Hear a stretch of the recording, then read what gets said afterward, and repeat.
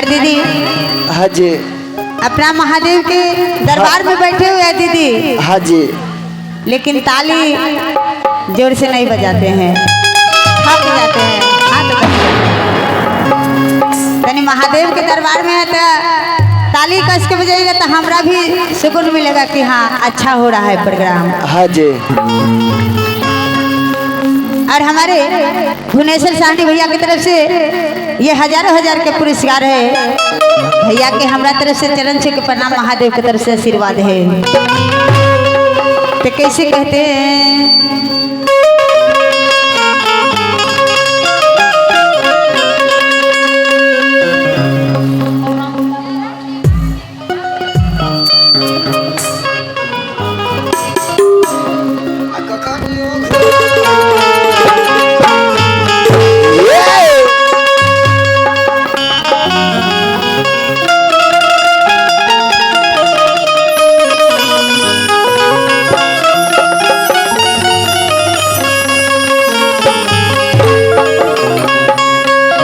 अपना हाँ जी। आज हमारे राम जुलम भैया हाँ जी कितना अच्छा से प्रोग्राम करा रहे हैं। हाँ, ये सब इंदू दीदी की कमाल है ना। हाँ हाँ जय हाँ। आज दीदी लोग हमें उनके लिखल गीत है ना इंदू दीदी के, दावनगर बिंदुपुर। हम माइल से चल के आई हूँ। हाँ हाजीपुर से। हाँ हाजीपुर से ये अपन लिखल जैसे गावन उनकर छोरा। और लालमणि हाँ जी दीदी। हाँ जी। लालमणि गुरुबहन और रीता गुरुबहन। हाँ जी। अरे नालवादक के भैया माइल से चल के आए हैं। हाँ जी। बंजे भैया हाँ दाऊदनगर से चल के आए हैं। हाँ। और मनीष भैया पहाड़पुर से चल के आए हैं। हाँ जी। तो अपना महादेव के दरबार में हाँ जी आज रामजुलू भैया के दरवाजे पे आए हैं। अच्छा, पहाड़पुर पटना से। हाँ पहाड़पुर पटना से। अच्छा तो कितना अच्छा लग रहा है उनका दरवाजा। हाँ जी। इससे भी अच्छा और बिहान लगेगा, इससे भी अच्छा और कल परसों लगेगा।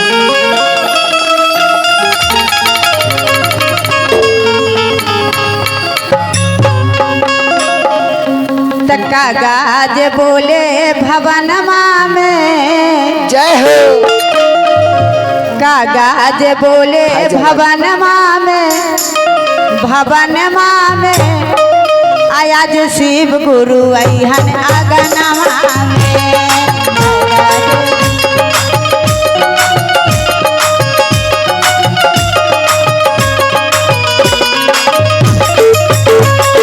कागज बोले भवनमा में, भवनमा में आज शिव गुरु अहन अगनमा में। कागज बोले भवनमा में, भवनमा में शिव गुरु तुम तो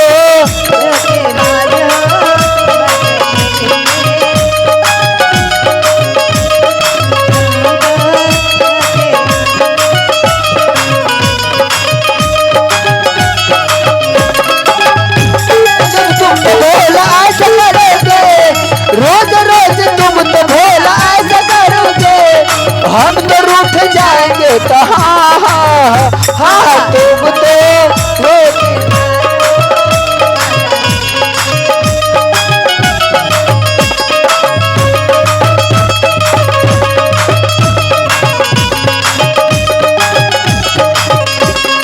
कागज बोले गगनमा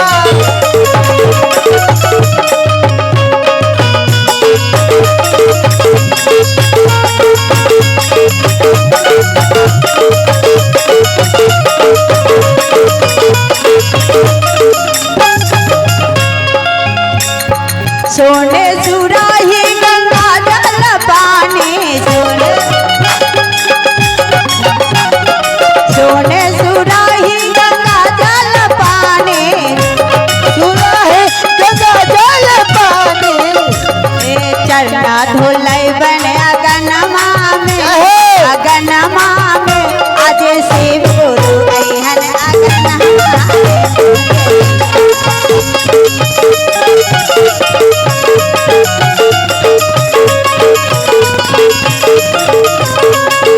चरना धोलाई बने अगनमा में, अगनमा आज शिव गुरु अहन अगनमा में।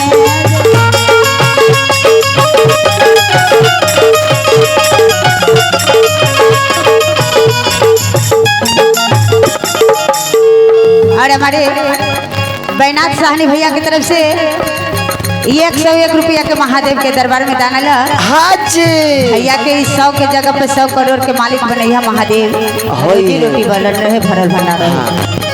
शिव गुरु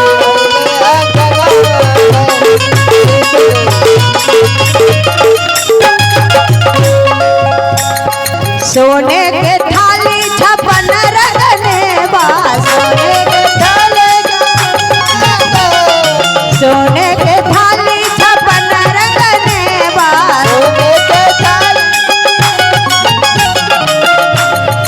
भोगवा लगैबो अगनमा में, अगनमा में आज शिव गुरु अगनमा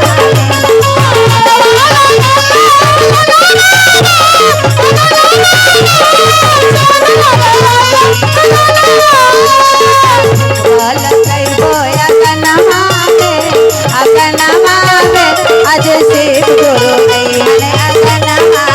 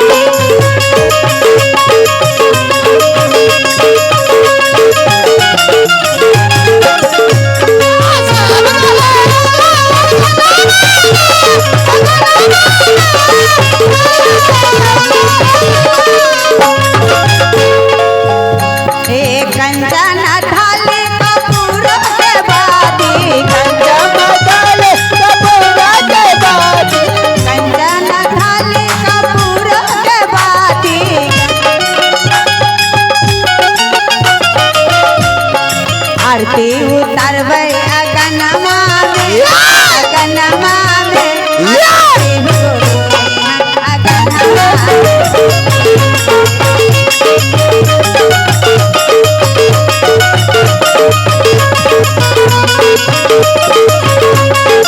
आरती उतारबै अगनमा में, अगनमा में आज शिव गुरु अहन अगनमा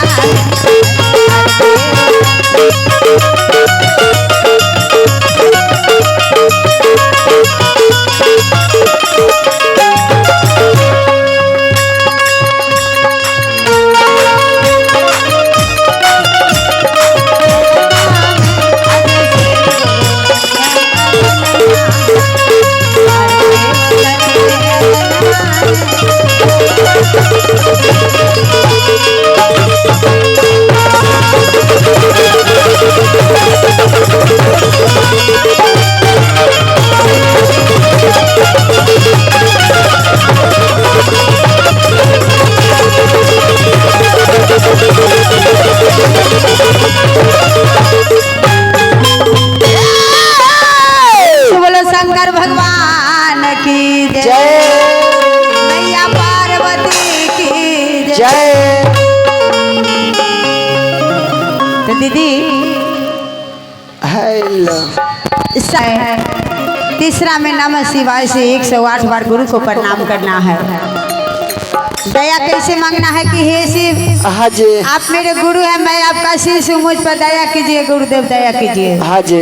और दूसरा सूत्र चर्चा करना है दीदी। हाँ जी। एक दूसरे भाई बहन से कहना है कि शिव के हम गुरु मान ली। हाँ। तो मान के देखा, हाँ शिव जी। के गुरु बना के देखा। हाँ जी। शिव कितना दयालु हथिन। हाँ जी। शिव से कहिया कि आप न दया बरसाइएगा तो जग में कोई दया बरसाने वाले नहीं। हाँ जी। और तीसरा सूत्र है दीदी, नमन करना 108 बार। हाँ जी। 24 घंटा के अंदर में एक ही बार नमन करना है दीदी। हाँ जी। शाम के समय में खाना पीना बना लीजिए, हाँ। खा पी लीजिए, हाँ। और सारे काम धंधा कर लीजिए। भूख लेना नहीं नहीं, महादेव ये नहीं कहते कि हमरा भूखे चर्चा कीजिए चाहे भूखे अपना दया मांगे। हाँ जी। कहीं भी रहिए महादेव से दया मांगते रहिए, रोड में रहिए, रास्ता में रहिए, गाड़ी में रहिए, घोड़ा में रहिए, हाँ। खेत में रहिए, खलियान में रहिए, महादेव से दया मांगते रहिए। कोई कष्ट में रहिए, महादेव के एक बार नाम लीजिए। महादेव आप दया नहीं कीजिएगा तो जग में कोई दया बरसाने वाले नहीं है। अच्छा, आप दया कीजिए। खा पी का सूत्र अब तखनियो लेवे के नाम है नहीं, सोते समय जैसे 5-10 मिनट शांति जगह पर बैठ जाइए और नमः शिवाय के जाप कीजिए। हाँ जी। 108 बार कोई दीदी कहते कि हम जाप करेंगे कि गिनेंगे, तो नहीं दीदी, हाँ 5-10 मिनट नमः शिवाय कीजिएगा, अपने आप 108 पूरा जाप कर लेंगे महादेव। जय हो हर हर महादेव। सही बात है। अरे महादेव के ऊपर विश्वास कीजिए, महादेव वही पूरा करने वाले हैं। हाँ जी मनीष भैया, हम लोग नीचे हैं, हाँ हम लोग ऐसे घूर के ताकेंगे तो देखेंगे कुछ दिखाई देगा।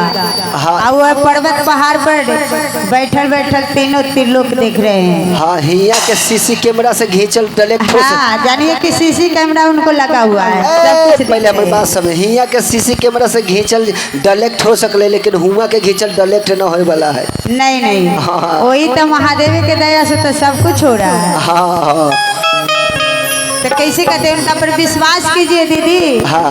और भैया उनका पर विश्वास कीजिएगा ना, हाँ। तो कोई भी सपरिएगा बात वो पूरा जरूर तो करेगा। भैया खाली भैया विश्वास करते थे दीदी से ना, सब कोई। तो अभी पहले बोले कि भैया विश्वास कीजिएगा तो नहीं, आप बोले कि दीदी विश्वास कीजिए, भैया विश्वास कीजिए उनका पर। तो अब न बोलिए कि दीदी, पहले तो बोलिए कि भैया विश्वास कीजिए। नहीं। हाँ दीदियों के कहिए। हाँ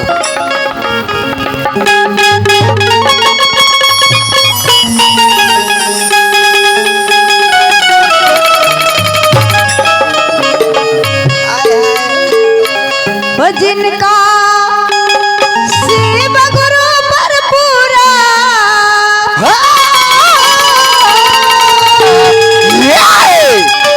अब विश्वास हो जाए,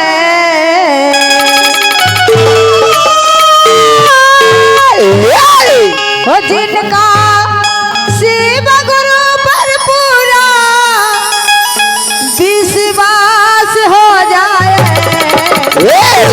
म्यूजिक से लिया है करा, म्यूजिक से आराम से बोलो। तो उनका भवसागर के कैया बेरा पार हो जाए।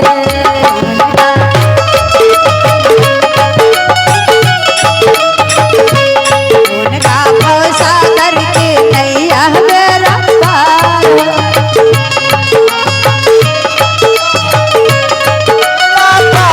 हो जाए। जिनका शिव गुरु पर पूरा विश्वास हो जाए, जिनका शिव जिनका शिव गुरु पर पूरा विश्वास हो जाए, उनका भवसागर के नैया बेरा पार हो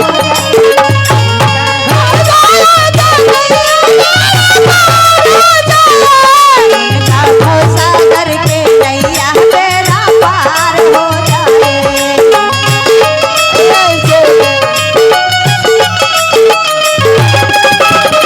बाजे बजनिया रंजन मैया जी के नाम, मैया जी के नाम। बाजे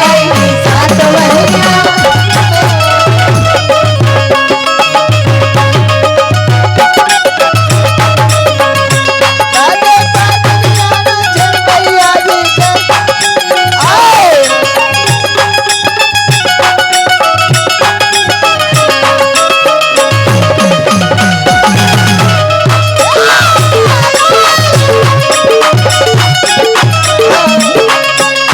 जिनकर भावल भैया नैया मेरा पार हो जाए, जिनका भचावे से नैया मेरा पार हो।